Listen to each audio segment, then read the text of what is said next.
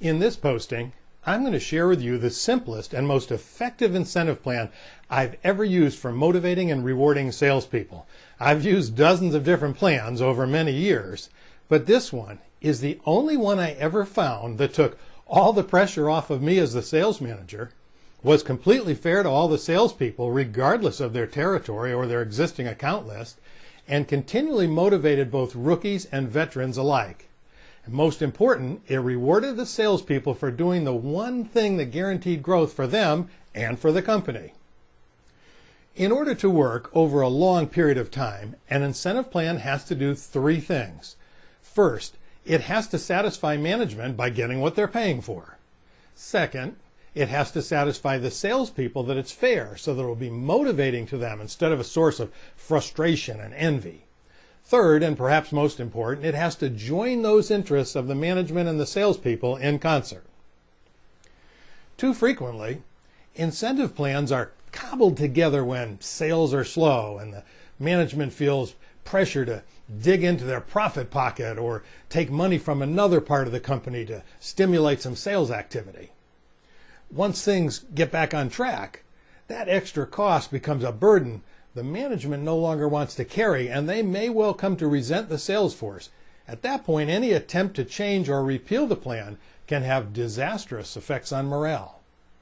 Just as frequently, plans that are based on total sales or on a certain percentage of improvement become demotivators when one or two experienced sales reps dominate them month after month.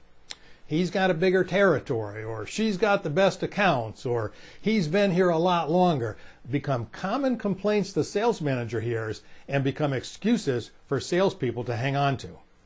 And any plan where a yearly quota is set by management or even agreed to by the management and the sales force can have the effect of splitting their interest and pitting them against each other.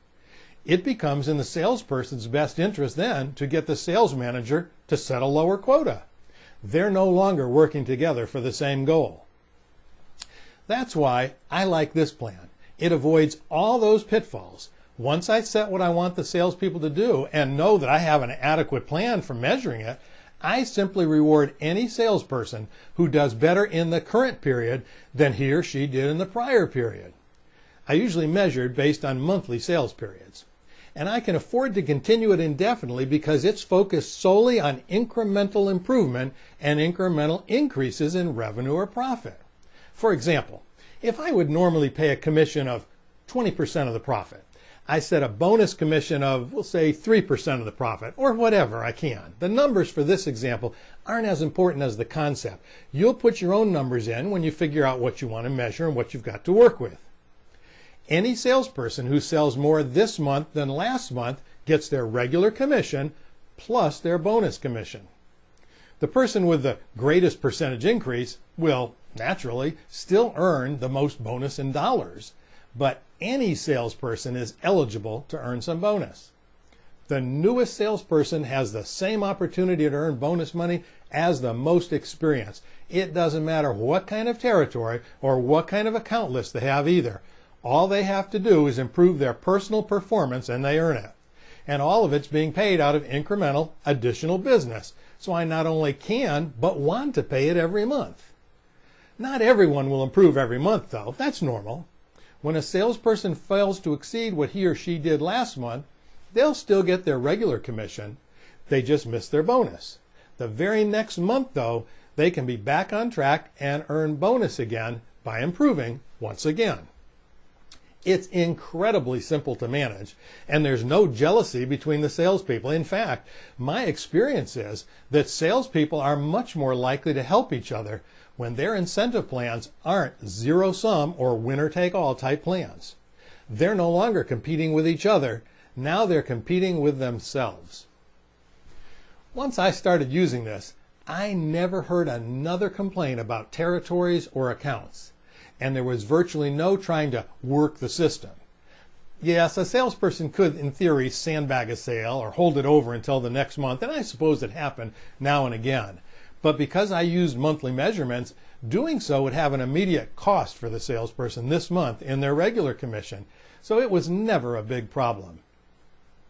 See, All I really wanted from a salesperson was a drive to improve and to see that they were moving in the right direction.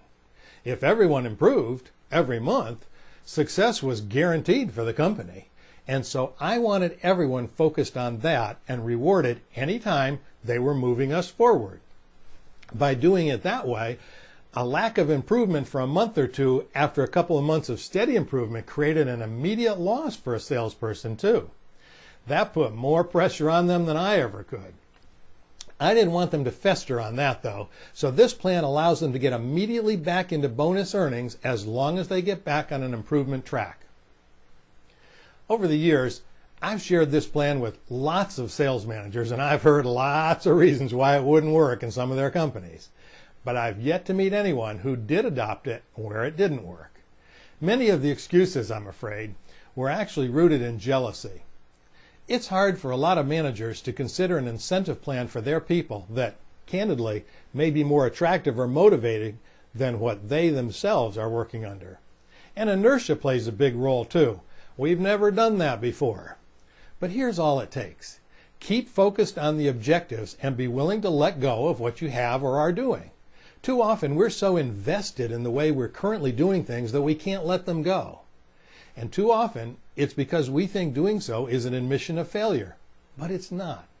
It's simply a willingness to look at things anew with the benefit of more experience, both our own experience and that of others.